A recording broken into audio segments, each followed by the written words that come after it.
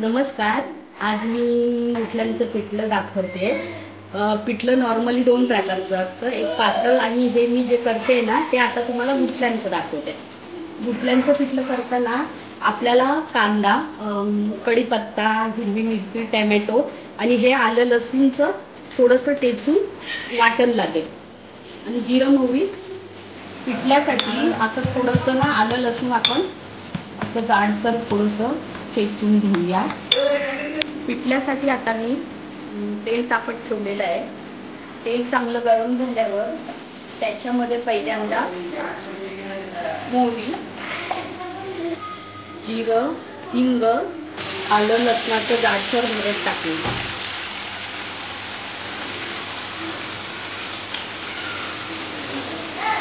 नंतर त्याच्यात जाणार कढीपत्ता. कढीपत्ता चांगला तडतडल्याच्या नंतर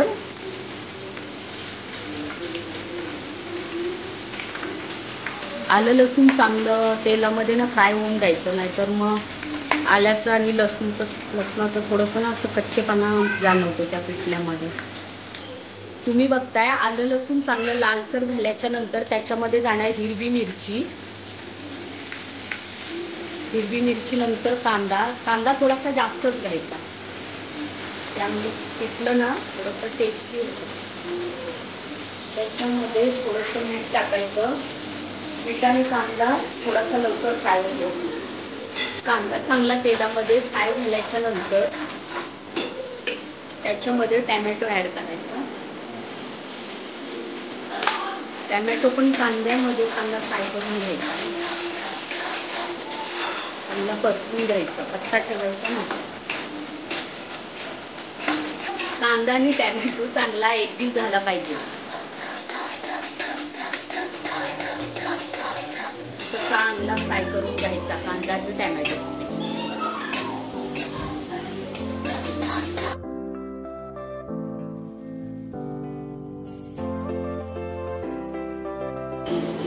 आता मी त्याच्यामध्ये हळद टाकते.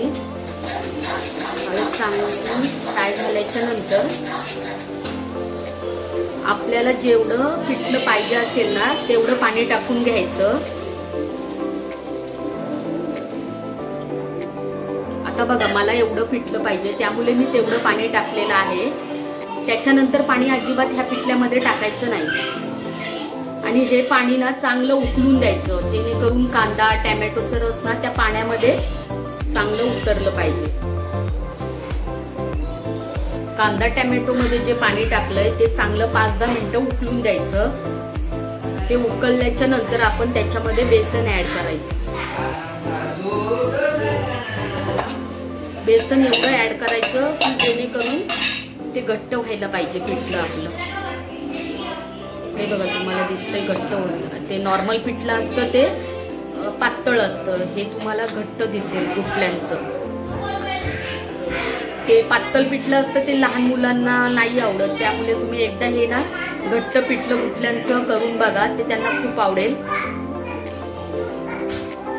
बघा असं ना हलवत राहायचं सारखं, कारण का त्या गुटल्या ना मग मध्येच कच्च्या राहतात, पीठ त्यांच्यामधलं शिजत नाही.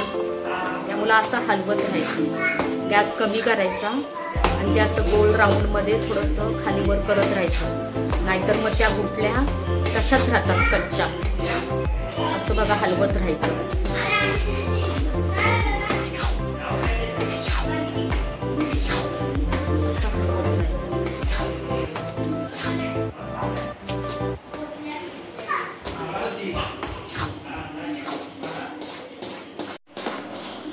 अशा प्रकारे गोल राऊंड मध्ये हलवून घ्यायचं, तर कुठल्याना आपोआप शिजल्या जातात.